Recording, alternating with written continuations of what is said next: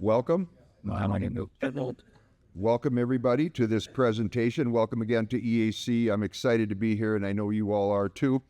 I'm going to introduce Chuck Heck. He really doesn't need an introduction. He was born in Brooklyn, New York, and then he upgraded. He lives in South Carolina now. And he's kind of the boys of 94, but he's kind of the boys of 94 on steroids. And he wrote a book on the series of the various 94 varieties by dye state. And I think he had amassed about just over 100 varieties, and he sold them and started over, like a lot of us do. But Chuck has a long-term part, and I call it our research department.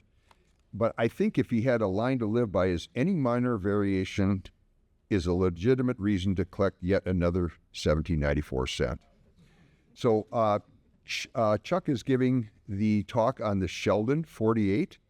And without further ado, Chuck. Thank you so much, Jerry. Thank you. Wait, that's it. About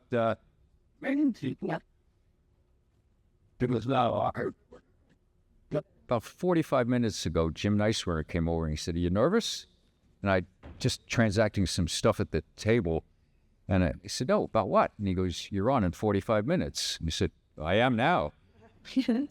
And then when I look at who's in the room here, the size of all these people, yeah, you got me nervous. But thank you so much for coming. The whole purpose of this was really to try to get to the heart of the starred reverse and the discovery coin, but it expanded a little bit beyond that. So what I'm going to talk to you about today is definitely about the starred reverse. I really want to talk about the discovery coin. And thank God, if you went to Mark Borchart's talk yesterday, he talked about the intricacies of pedigree research. And boy, I'll tell you, that's great because it's a tough deal. But here's the 3 items that I consider required reading. In Pennywise, we have Dr. Salyards in here, and he can tell you that he's the master of Pennywise. July of '69, Warren Lapp did a story on the starred reverse. And in May of '79, John Adams did a story about the starred reverse. And what I consider the absolute Bible on the starred reverse is Pete Smith's work in 1986. It's a book. It really is a book. It's a booklet. And hold on, I got so nervous, I think I left it over there.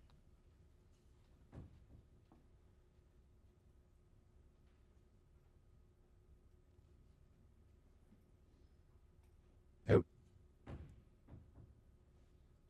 Yes, I did.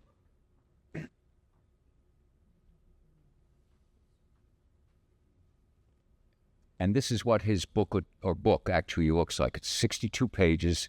It's the most useful information. He's even got dye state information on this coin.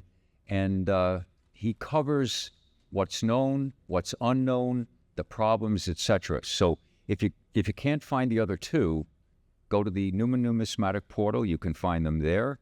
And evidently, I think our own website, according to Michael Trollin, it has that also. But get a copy of this. You'll be very happy. All right, let's get into this. Oh, Liana, you told me what to hit, and I hit the wrong thing. At the bottom. Down at the bottom. Yes, one more to the right. To the right? Your mouse has disappeared. Nope. I think. This one? Step. Yeah. Right there. The computer illiterate and the geniuses. Thank God for Leanna. So the first time you see any mention of a starred reverse is on February 11th of 1880, a starred reverse was auctioned in the Bisham sale. And the Bisham sale, it was lot number 102, a 1794, Maris number 44. Let's just talk about that. There's the first mistake about the starred reverse. In 1869, Maris wrote his first booklet, and there were 39 different varieties of 94s. In 1870, a year later, he wrote the second booklet. That's the rare one, the 1870, and there were 4 more. That brings it to a total of 43 1794 varieties. So, when the Chapman brothers got this coin to sell, they just assumed that the next number would be 44. And if anybody knows anything about Maris, he did know about the starred reverse. He did definitely know about it. And he gave it number 51, but he didn't give it a number yet. At this point in time, he had not given it a number, so the Chapmans just assumed it would be number 44. Now, in this catalog, let me just mention, there's a lot of stuff to be read about this. There's just an amazing amount of information. Inside the serrating, the dentillation, is a circle of small stars. Fine condition, and it's brown. Amazing amount of information. And there's no plate. All right? So how in heck are we going to know what this thing looks like? Well, there's little hints up here. This one is, as Mark said yesterday, has little annotations. There's an H and it sold for $4.25. The H stands for Hazeltine. So Hazeltine bought it for $4 1/4. The next time by the way, let me just show you ahead of time though.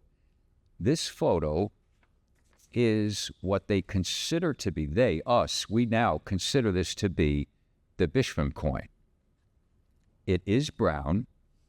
It is in probably fine 15, very fine condition. I don't know what we call it right now, but you can see why they said fine. The old days, fine meant what we call probably nowadays very fine, and what the slabbers call AU 53 plus with a green bean and, whatever. The reverse is astounding. Except for the little dent here, we can see all the stars. And I want to show you something that's very interesting. People say you can't find, there's only about 5 stars that are wholly visible. I see 15 to 20 that are really visible.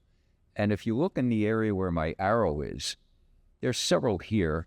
They look like they're 4-pointed stars, don't they? Let's get real close. Some of them are actually missing a point. I wonder if is that because the machine that made the dentillation, that made the stars rather, was lopsided a little. Maybe they moved it a little to the left, a little to the right. But they really are 5-pointed stars, as everybody knows. And you can see evidence of that because down below, towards the bottom of the coin, you get better pictures of the stars. And you can see they're definitely all the same. They're 5-pointed. And if you go around, go back. If you go all around the coin, if you go to the left side, you can see. And you can also see that the dentals overlay the stars, so you know the stars came first. There was some dispute about that also. So these 2 photos are the photos of what we call the Discovery coin. The next time you see any printed information, now remember, we're going back into the 1880s. This is when Froissart was having arguments with Mason. They were making fun of each other. It was a battle out there.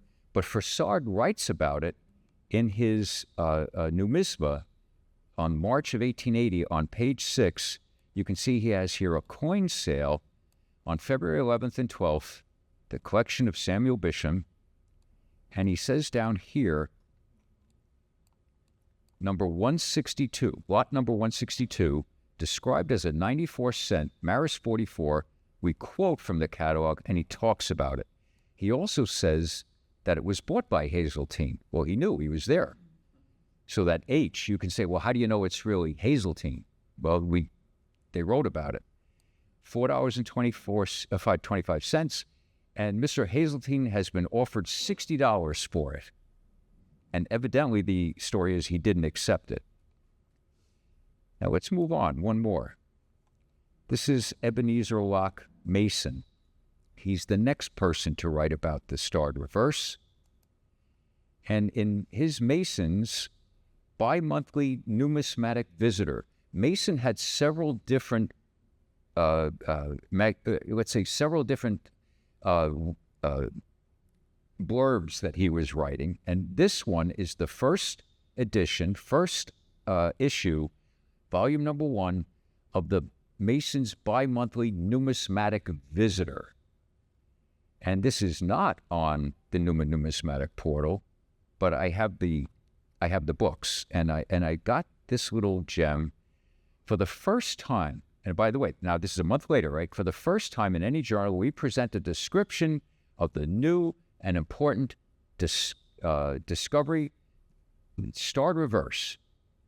Coin made its debut at the coin sale last February, $4.25. A duplicate has been found. Interesting. And it was picked up in this city. That'd be Philadelphia. And it says here, it differs from common pieces because of the 89 small stars. So that's that's the next mistake we see, that it's 89 stars. Now, is it a mistake or is it not a mistake? Does the coin that they really saw, which I just showed you, that we think that is, were they only able to count 89? Maybe they missed a few, but that's where we get that 89 number. It says they're from original dies, whatever that means, and give evidence of considerable circulation and abrasions. Why don't you just go back for a second? Do you see considerable circulation? Yeah, I could say that. Abrasion? I'm not so sure. Okay? Just keep that in mind. All right, so let me just go back one more time. Let's look at the next. Now, this is the Hazeltine sale. This is June of 1880, as you can see.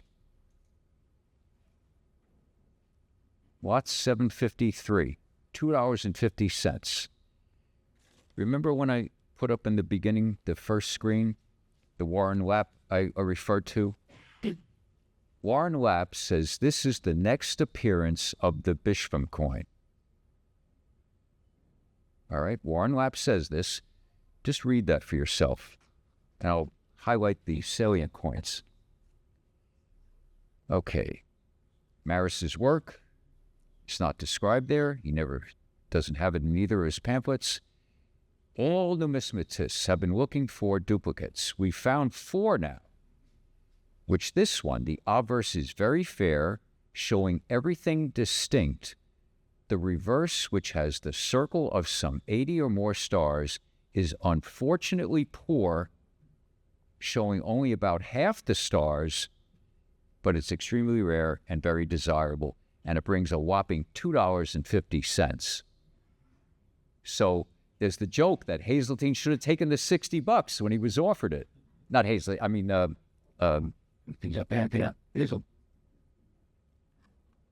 yeah, Hazeltine. That's right, Hazeltine. Let's just go back for a second.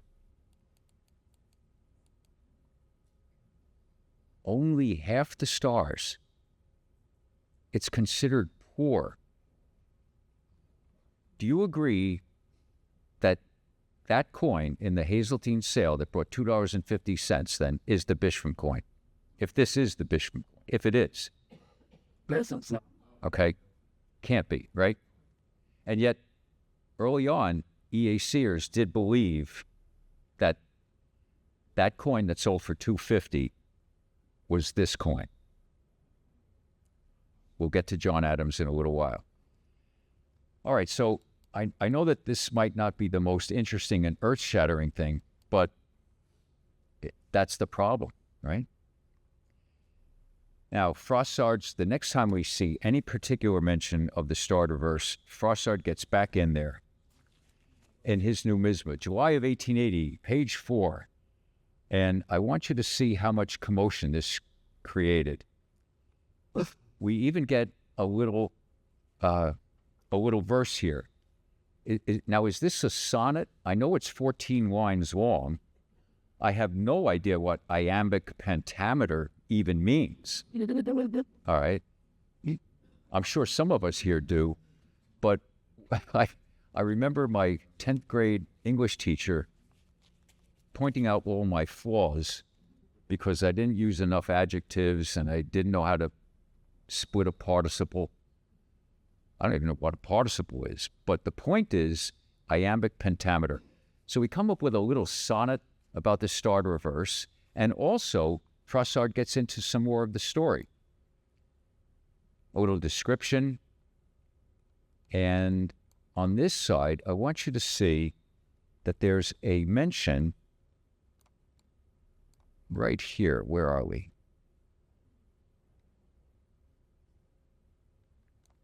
There it is, right at the top. It's not described by Maris, nor is the monograph, his monograph, the Froissart monograph, and it was first appeared in the S.H. and H. Chapman sale of Samuel Bisham's. It was the discovery was probably made by Dr. Maris, who for years has been a diligent searcher. So they figure Maris has made the discovery. We know that's also wrong, but that's okay. It's interesting to know that this is what they were thinking.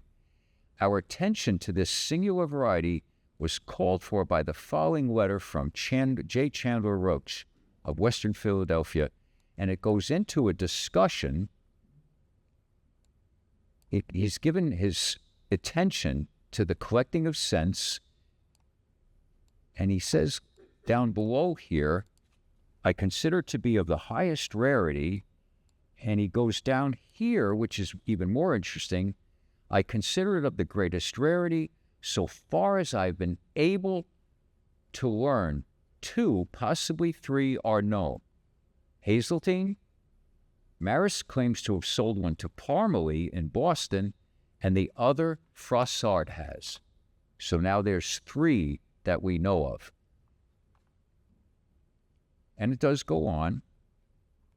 There's a little additional from Chandler Roach, and he says, Maris suggests, after having the number of stars, that they may be reference to the Declaration of Independence, the number of signers of the Declaration of Independence.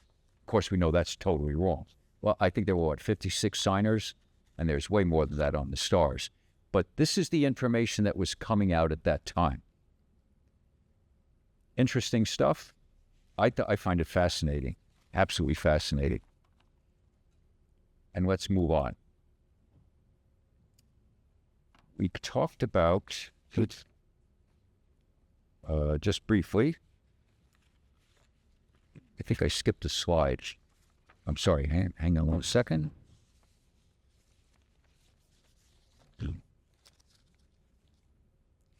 I think I skipped.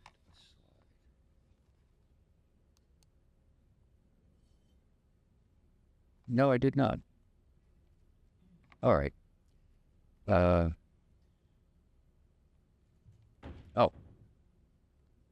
Here it is. I'm sorry. I didn't skip a slide. Let's come down a little further. I'd like you to see a perfectly uncirculated, well-struck specimen showing 89 stars, if such be the number, be classed among the rarities of the early American mint and command a very high price. L.C. Davis, well-known numismatist, has done an investigation, and the investigation, this is cool, this is the part, it derives its origin from the experimental piece of 1792 known as Eagle on Rock.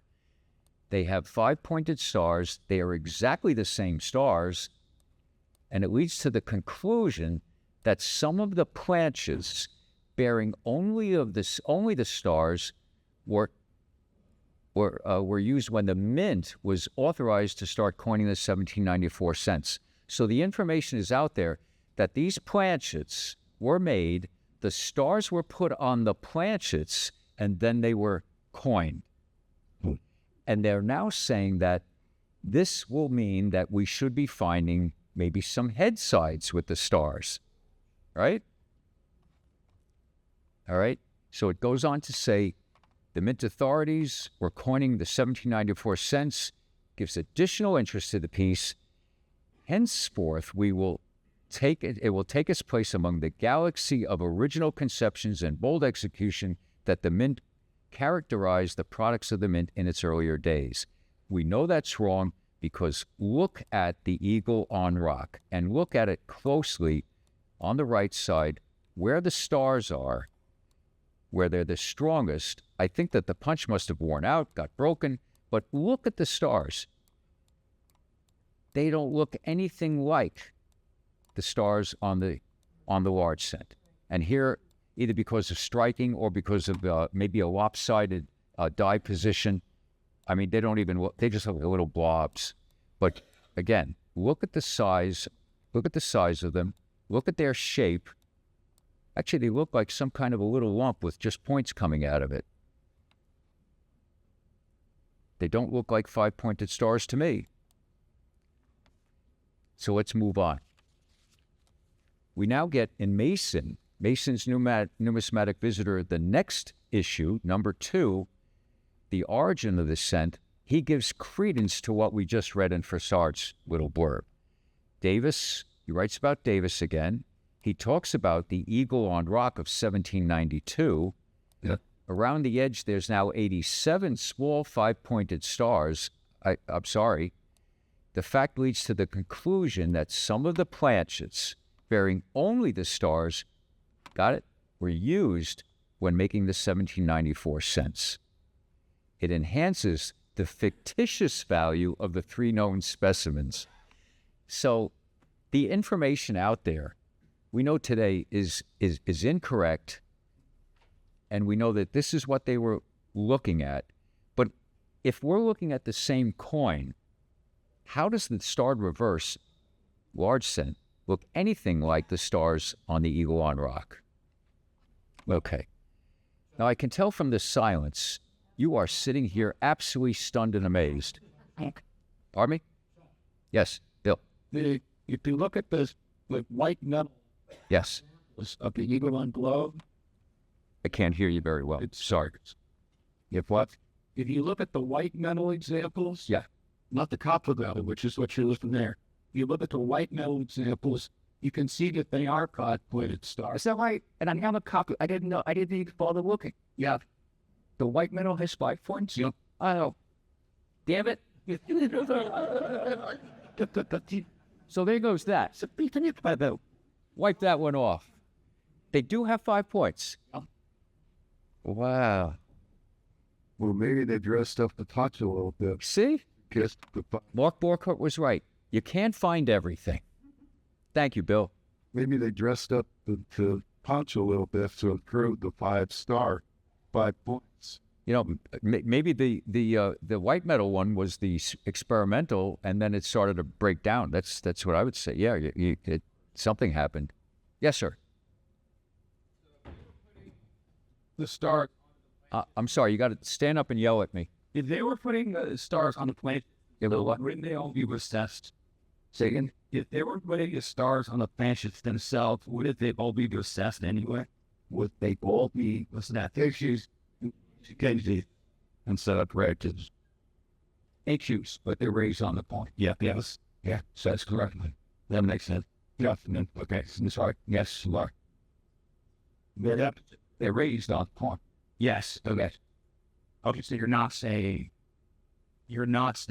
that it was struck on languages that were not used for the judge, right? Absolutely. You're not saying that the stars were used on the same page. That's just what it's here. So I'm saying that the stars couldn't be on the planets, but the stars were for the wars. They put it into the dust. And it's for God, if they're going on, the only go. Well, yeah, they went. Yeah. I think that it does better. Again, I apologize to you all. My hearing is so bad. You can talk to my wife. I drive her absolutely crazy. My favorite word with her is what? Our favorite word with me is shut up. Karen's here somewhere. Yeah. Sorry, honey. All right, let's move on. Bingo. This is big. Hazeltine, March of 1881. Lot 771. Stars as Judd 12. By the way, Judd 12, the question, that's that eagle on rock. All right. And I don't know, I don't remember if 12 is the bronze or the white metal. I think it's one or the other. But let's go down here because this is where John Adams comes in his little blurb in 1979. Stars, lot 771, the starred variety, circle of 87 stars, hair is a little bit rubbed, smooth surface, very fine, brown. It's the finest known. By the way, back then, you know these guys, they were battling. I have the finest known. No, I have the finest known. No, you don't. Yes, I do. So finest known doesn't mean a whole lot anymore, except maybe in this case. We'll say finest known of the variety, great deal finer than any that have been offered as the finest. And in a late number of the Numisma, Froissart said it was stated that this plancha was the same as the pattern Martha Washington sent. The pattern Martha Washington sent. This is incorrect, although the Martha Washington sent has a similar circle of stars, blah, blah, blah, blah, blah. But it's 1/16 of an inch wider. All right, what does that have to do with anything? But here's where I want you to look. It's very fine, it's brown, and it's the finest stone. So let's go jumping back. Is this coin very fine? Is it brown? Now, it may have been recolored since it first appeared, but does that description fit a little bit better than the other sale, which said that there's only half the stars showing? So when you read John Adams' article, that's why he says the Bisham coin is the starred reverse, the discovery coin. And it's also, let's get here again. How much did this coin sell for? $21. And to who? Hazeltine again.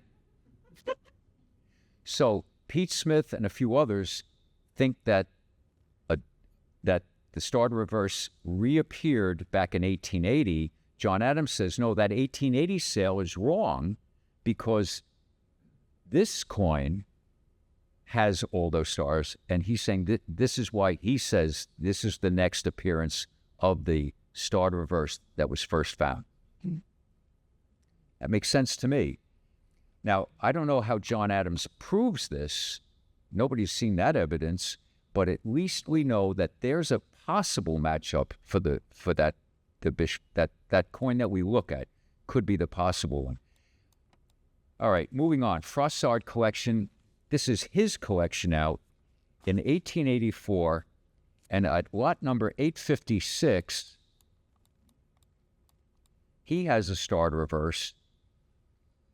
And see what he says? Young head obverse, reverse being unlike any of the other reverses. 87 possible. Now they're putting in it's possible. It has 87. By far the finest known. I know. I love these guys. Let's have a fight now. Let's go outside. We'll settle it like men. And now of which only 5 or 6 are known, all but 2 in very poor condition. Oh, thank God. We have a plate. We can see what he's talking about. And this is the first time we see it's Maris 51, which to this day sticks. That's the next Maris number. So I think you're all anxious to see what does this thing look like. Did I jump? Nope, I did not. Here's 856.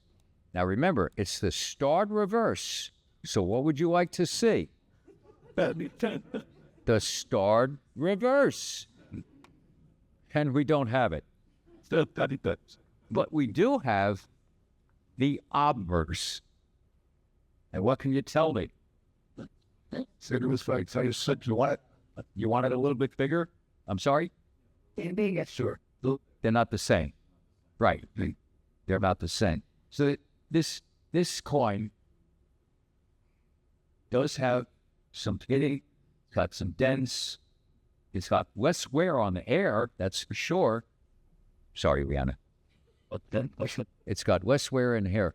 But this coin is definitely not the coin that we were looking at before. So Froissart's sale in 1884. This is now in the EAC census, by the way, as a VF25, and it is known. We still have it around. And let me get to my next little blurb here. The next time we see, well, not the next time, but a nice representation of this coin where you can see it up close and personal is when we have the Herman Halpern sale, which I happen to be there for that one. That coin was the big talk of the town. And this is the coin that we were just looking at, but you could see a lot more detail. And fortunately, you can actually see the reverse. They finally come up with a plate for the reverse. Isn't that nice? So this took 104 years to get to this point. The sale was in 1988, and the Froissart collection comes out.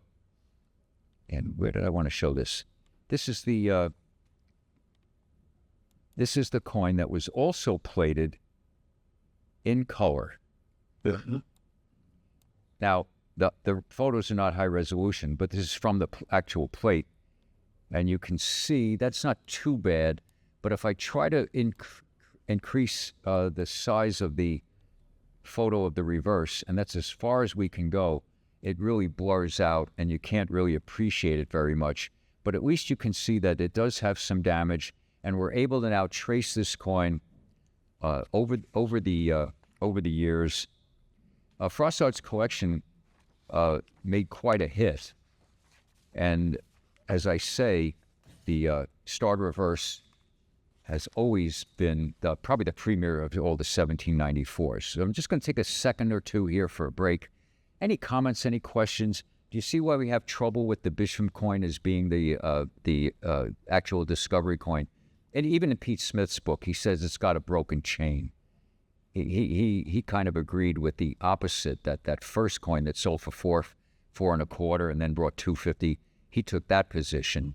John Adams says, I take the other position. I like the third sale. But any questions? Yes, Frank.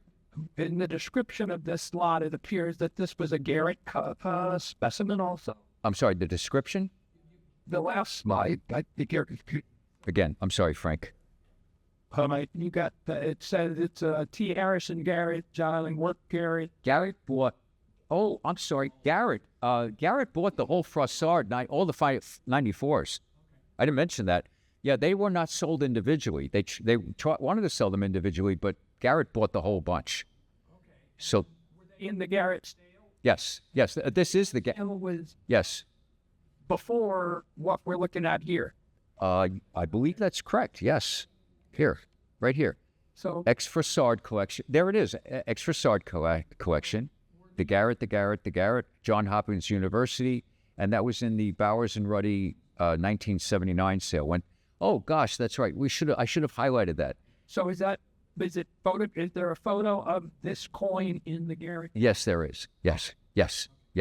I did not put that in this block of photos. Yes. Let's just go over here for a sec. The last name before the Halpern sale, Dennis Loring. Dennis Loring has his name on every 1794 large cent that has survived to this date. Well, almost everyone. It's amazing how you could say, hey, look, Dennis Loring had this one. Well, what's shocking about that? And Dennis, I know he can't be here. I know you all signed a card for him. Donna was here yesterday. You can't say enough about Dennis Loring. Everybody has an opinion about him, but he did a lot of good on these pedigree chains. He knew who needed one. He was buying them. He was selling them. And there he is, Dennis Loring. Gosh, what a fun character. And you look, just go through a catalog. If it's got a large cent in 1794 and it's a nice looking one, you'll see the Dennis Loring name, I'm sure. All right, now let's go back in time. let's go back in time just for a little bit. This is placed in a little bit of a strange position because I got into the 1980s, but I want to go back to 1907. The Lyman Lowe sale of the Charles Zug collection was in March of '07, and his collection was called the Hayes Phelps. And we know why. He bought all the Hayes coins, he bought all the Phelps coins, he put them together, and he had the finest collection. Unfortunately, Zug died kind of young, and his collection was sold. But I'd like you to see what we have over here about information. It's definitely the young head, third reverse, whatever, minute stars, obverse fine, uniformly and delicately pitted, the reverse lightly, evenly corroded, possibly as fine as no. But look at what's underneath. This number, although unknown to Maris and the Gilbert and the general public until 1887, was commented on by A.G. Gilbert. By the way, that's his correct name. It's A.J. You're going to see a mistake later. It's A.J. Gilbert, brother of Ebenezer. Now, we all know Ebenezer. He wrote the book on half cents. He wrote, he had there was the Gilbert Elder sale. There was the Frossard Hayes. Gilbert was the man. He resided in Catskill prior to 1850. Ebenezer is the younger brother of A.J., Andrew, by the way, Andrew Gilbert. And the reason why we know this, you just, sometimes it's just fate. I'm in the A&S waiting for a book to come out. The librarian comes out and brings me out, and while I'm doing that, I'm just happen to open up the volume in the Numismatist. I think it was the 1910, 11, or 13, whatever it was. I open up to a page, and there's an article about the New York Times, an interview, and who were they interviewing? Several Larson guys, but one of them was Ebenezer Gilbert, and he tells the story about his brother. So this was even published in the New York Times. He found a starred reverse sometime prior to 1850. Prior to 1850. I'm going to jump a little ahead, but I got to tell you, John Adams took a little exception that why didn't he write about it? Why didn't he publish anything about it? He was 17 years old. He probably didn't think he had to. He probably didn't think anything of it. And again, I'm going to go off on a little tangent here. I've done a lot of research on the Gilbert family. Ebenezer, the younger brother, A.J., the older brother, and a friend in the neighborhood in Catskill. It's not exactly New York City or Boston or Philadelphia. The people in the town allowed these three characters, these teenagers, to search their little boxes of coins, their cash registers, and they were allowed to buy a penny for a penny, a nickel for a nickel, and Ebenezer talks about that. And one day, when the three of them were together discussing what they had in their little cabinets, older brother A.J. pops out a secret compartment in his little box, and he's got a whole bunch of other coins, which really annoyed younger brother to the hilt. She said, so he snuck out on days when he was supposed to be working, combed the town for more coins so he could catch up to his older brother. How do I know that? Do you hear that? Sorry. I apologize. I didn't shut my phone off. Where was I? I was flustered. What happened? We were talking about Gilbert. Yeah, but yeah, I mean, he wanted to catch up. I know, isn't that cool? It was in the New York Times, the whole story. Now, people take exception to this, that A.J. Gilbert was found the original one. We don't know which one it was, so we have trouble with it. But at least it's out there. I think that's interesting.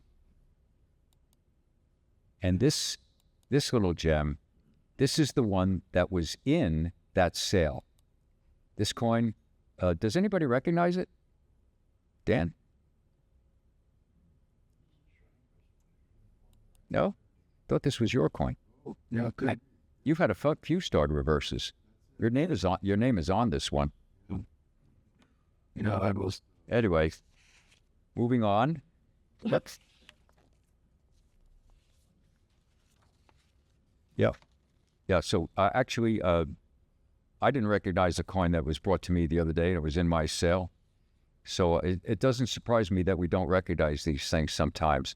But the funny thing about this particular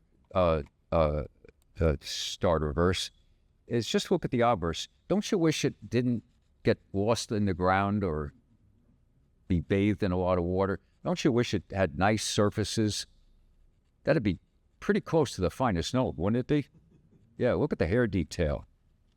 Mark Borchardt brought that up one time. He said, what do you think? I said, yeah, I mean, if it didn't have the pitting. Hey, listen, if any of our coins didn't have the pitting, didn't have the corrosion, didn't have the spots, you know, come on. Anyway, so that's one little issue. And now we get into the funny stuff. Yes, Ed.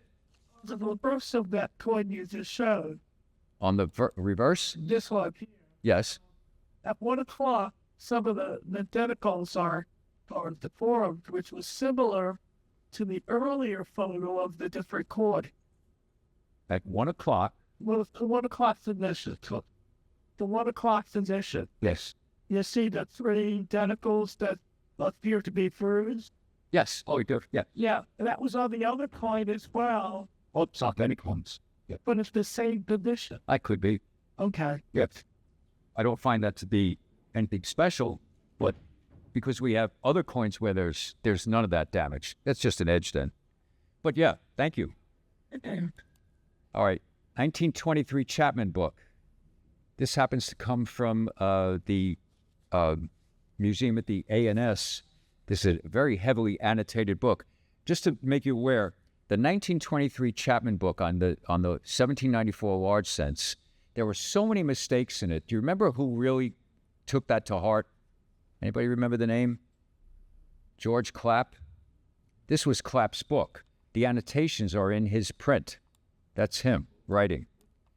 And he takes Chapman to task. He sent Chapman a 5-page letter with corrections. Jim Neiswerner and I were up there looking at it. We made photocopies of it. It's hysterical. I mean, it's not funny. I mean, it's just that Chapman took it like a man. He said, I'm going to fix it. Send me back your book. I'll replace it with the next edition. I'll fix everything. He fixed a few spelling errors, but he didn't fix anything. The 26th book is almost identical. Chapman takes him to task in the 1926 book also, but that happens to be at the Carnegie Museum. Anyway, I know you're in love with this. Get a load of what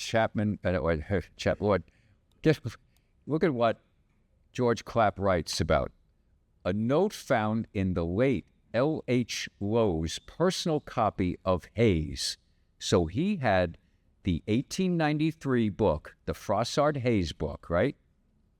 That red cover, the maroon cover book. This number, H8, Hayes 8, is the starred reverse. It was unknown to Maris and the general public until about 1887.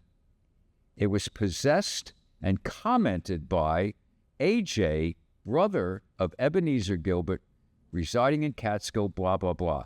There is a little bit of verification there because it was in the Hayes book owned by Lyman Lowe. Now, you know, in the Lyman Lowe sale, that's where we see it. So there's a little bit of a verification that it was, that's where they got it from. That's where they got that information from.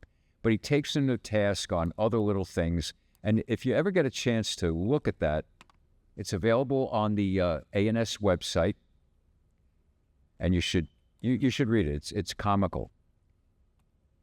And we're getting close to the end right now, but this is Early American Sense, written by Dr. Sheldon, 1949. He writes about Sheldon 48. So everybody loved the Hayes numbers. Sheldon gave it the 48 number, and he writes about it. Famous starred reverse. He gets it right, 94 stars. So we finally get it right, 94 stars. Basal value 850. So every point that we gave it in what's called condition is, if it was a VG10, Sheldon felt it was worth 10 times 850 or $85. And he writes about it, and he says over here on the other side, only 5 or 6 known, 2 of the finest, the Jackman coin pictured in Chapman, the Miller specimen that's in the ANS collection in New York City, both VF-25. The Miller sale, 1917. That's the one that is in the ANS. He's wrong about this.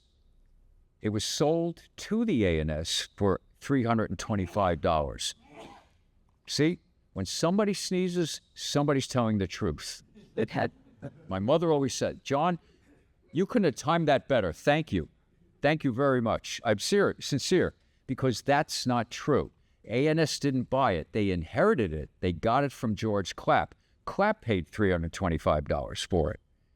I don't know where Sheldon got his information from, but it's pretty clear. The ANS has all the documents. And we know Sheldon was in there looking at them. Might have taken a few home with him. I had to say that. I'm sorry. I apologize. Oh, gosh. Anyway, there's at least a dozen or others, finest knowns, floating around. And here's where it also gets interesting. The high prices frequently paid for this are not from rarity. It's just because, they love the Starterverse. It's possible that the most famous of 94s was found 100 years ago by A.T. Gilbert. Notice the T is turned into a J. That's an easy mistake to make, obviously. But you'll see that, and people will say, well, hey, Sheldon said it's A.T. It's A.J., really. Okay, moving on. So what I decided to do, I decided to take, I believe this was Al Boca's specimen, the Jackman coin, and I made two diameters, made them perpendicular to each other. I numbered all the stars from 1 to 94, where they lay, and I decided I would do the study because people have said that the stars are all lopsided, they're out of alignment. That's really not true. When you take four quadrants, and I did that dental thing, I go counterclockwise. Quadrant 1, 2, 3, and 4. That's the way it's done in geometry. So that's why I started with the E. Notice I'm bisecting the E in states, and I'm going this way. I start with number 1, and that diameter line happens to go through a star. You've got anywhere from 23 and a half stars in each 23 and a half to 24 and a half stars in each quadrant. One quadrant has exactly 24. My point only being is that I don't think they're very much out of sequence or positioning. They're not. So people say they're lopsided to one side. It might look that way, but there's the same amount. And the space between the stars, that may not be uniform in one to the other, but there are pretty much equal amounts in each quadrant. Now, you can criticize me for going from the left to the right, but I'm going to embarrass somebody. When I wrote up that article, I spoke to Jim Nicewinner again. I said, Jim, I'm going to go counterclockwise and rather than clockwise. And immediately out of his mouth, he goes, do you get a different number if you go that way? He's so quick with his wit. You have to laugh. Do you get, what is he saying to me? Do you get a different number if you go the other way? He's saying, Chuck, it doesn't matter. Do what you want to do. But I just have to tell you that story because I don't want that lost. All righty, there we go. Now, the finale. I cherry-picked this about 3 months ago. I was at a coin show. The little old man had no idea what he owned. Got the coin for $150. Ooh. They actually made one without dentillation. Do you believe that crap? I photoshopped the damn thing. We played a joke on Al Boca some years ago. He didn't appreciate it. I didn't have the heart to do it to him again. He'd probably die and I'd be responsible for his death. But that is a photoshopped, that's the finest known, that's the Husak coin. So I call it the Sheldon 48 before the dentillation. Anyway, that's what it would have looked like if they did not put in the dentals. Now, I'm going to give you the heck theory. I am going to be criticized There's going to probably be excommunications from EAC I'll get threatened with. So when Dr. Sheldon says it was an idle hour at the Mint, I really don't think so. I don't think anybody was just playing around with the stars. I think Rittenhouse came in and said, hey, boys, let's do something different. Let's, we don't want the dots like we had in 93, and let's try something different. Just put in some nice stars. So they grabbed this, a little machine that could make stars, way too small. And Rittenhouse came in and he took a look at it and he says, nah, that's not going to work. That's just not going to work. Let's overdo it with dentals. We're not going to waste the dye. Let's just put the dentillation in. And I don't think it was just an idle hour at the Mint. I think it was purposely done. I have no way to prove that, but I just don't think that they had that kind of time to experiment. But they were experimenting. Look at all the different edge letterings. Look at what they did in 93. Bars, not a bar where you get a drink. Bars, the vertical bars. Look at what we were doing in 1797. So I think they really might have meant to get something different here. But that's what it would have looked like if they had left it alone. And I'd also like to mention that I asked everybody to sign in today because I have a little bit of a thing. Did you get to sign a sign-in sheet? Does anybody know where the sign-in sheet is? Upon that say that. Good thing. Oh, goodness. Anybody that did not sign, please do. I need your names. And I'm going to give my way of star reverse. I'm coming on way of star reverse. Right, Rebel, keep on my way to baby. I didn't get to do it back. There's something I just want to do. Do you have any questions of me? Is there anything you'd like to? Yes, right. Do we know whether a punch that punched the stars was like an individual star or like an arc of stars, or we don't know? I left it at the desk. Son of a gun. Yeah, you want to go get it? It's in the case. Come on. Have you got 5 minutes? Let me stay around 5 minutes. I want you to see the answer to that question. One of these keys will cancel my posts. Damn it.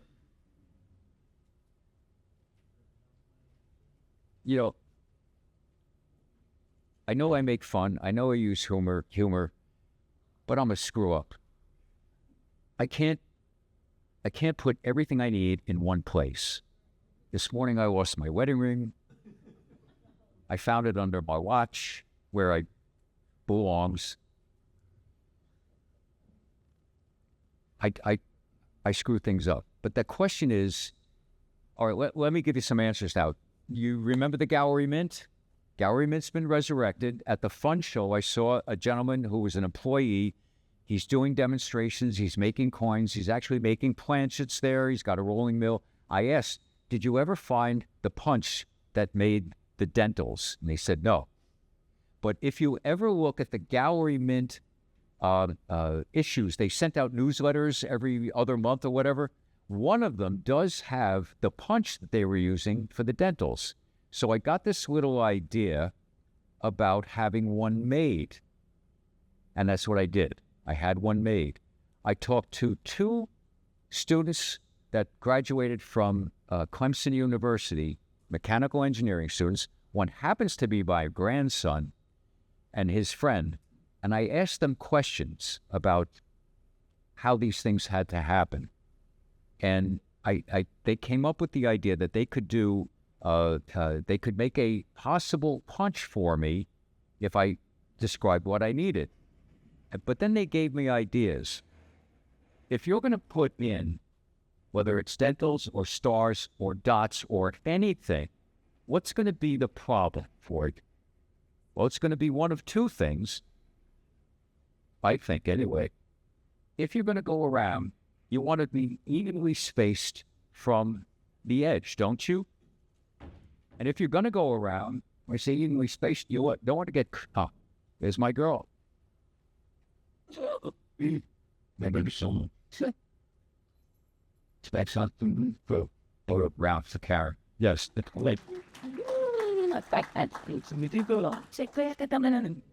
This is cool. Oh no, you know what? I got to get up here, right? I do. Yeah, no, I don't know how you put up with me. You can yell at me. You're allowed to. My wife does it all the time. So this is the punch. It's way too big. Yes, yes. This is so you can see what I'm talking about. This is the punch. It has two dentals. One is large. That's going to be the one we end up with. One is smaller. That's the guide. This little bar limits you. This is the die. We've already made 4 dentals. Can you see any recesses? We've already made 4. 3 that are going to survive. This is the small one. I would have liked it a little smaller, but the 2 boys said, no, it's got to be a little larger, but smaller than the ones that are going to remain on the die. This is the guide. So when I make, they fit perfectly. Notice, fits perfectly, snugly. This little bar prevents you from going too far in. It also aligns them perfectly as you go around. Now, the disagreement here, he said, I think you only could do 2. They think you could get a maximum of 3. 4, 5, 6, impossible, much more. Because when you go around stamping them, if you have 4 that you're punching at a time, eventually they're not going to line up right, because you'd have to have a punch for every single denomination that you were making. The dollars would require less of a curve than the cents, which require a tighter curve. So if you're going to just create a punch, 1 punch can do it all, but the maximum you should have is only 2. Maybe you could get away with 3. So when I'm now here at the edge of the last one, I just punched this die, what's going to happen?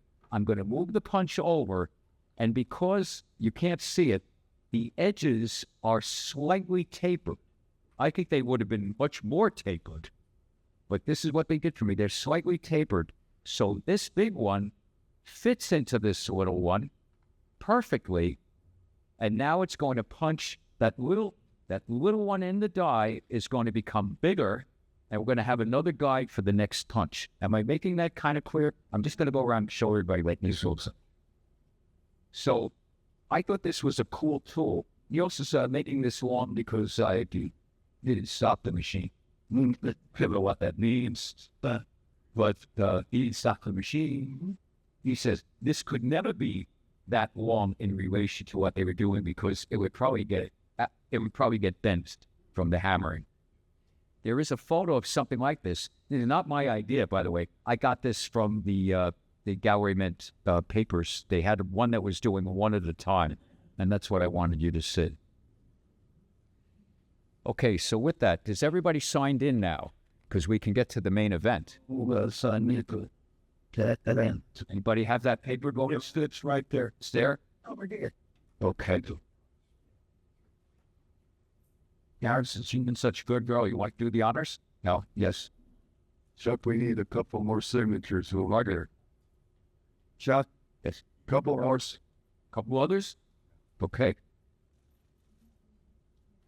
We reckon.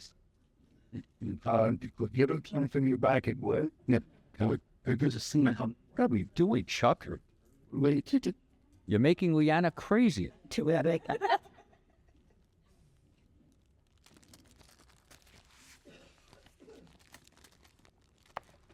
Penny.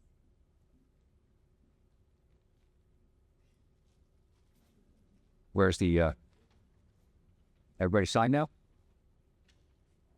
Put it on. We're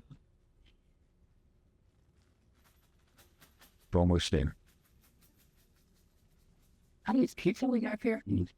49. Oh, 49. Give me back. isn't that great? Then 48. It's like a show 49. 40. Okay, so we got a little over 50 pennies in here. They're all Martin down. We are ready. Let's make it good. Yeah, make it tough. Number 10. Who is number 10? Who's Diane? Wesley? LASC? Diane. Diane, you now have what Frank Noel wants desperately. So make him a deal. You think up wealthy, honest. Sorry, Frank. Well, just let him out. With those. Any questions? Yeah, what's the population now of the star? What is there, about 75 million now? Yeah. There was one recently discovered. Not a bad looking one. About 75. Yeah. That include the world with no dentals? I'm going to speak this into quiet. Yeah. Yeah, I know. Can you go to jail for doing that? That's this piece of something like against the law. Yeah, but I thought that was a pretty cool thing. You never looked at it that way. And, I mean, I just had a lot of fun doing that.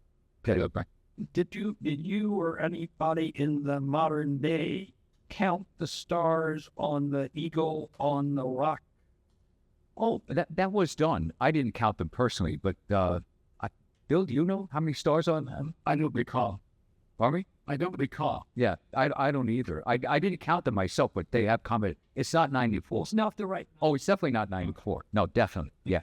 And by the way, I do want you to know that there's some stray marks. I don't want to hold you up. I feel bad about this, but if we go back to the, you hear it. Wait, I could have showed it on this one.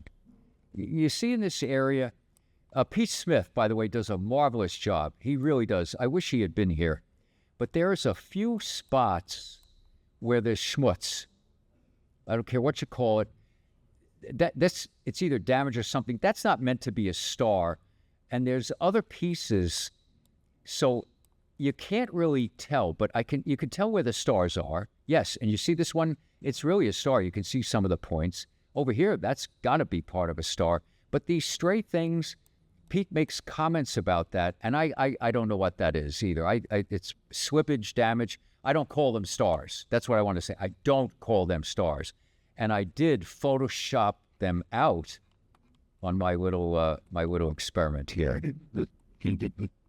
Yeah, I didn't want them to be a distraction. Okay. Anything else? I hope you've enjoyed it. I enjoyed presenting it. Thank you. Thank you for coming. And a special thanks to Leanna and is Sharon? Yeah, but I don't. No, what's it? Is it no? Sharon. It is Sharon. I got it right. Leanna and Sharon for doing this. They get no credit. They deserve every bit of credit. Thank you. Thank you for coming.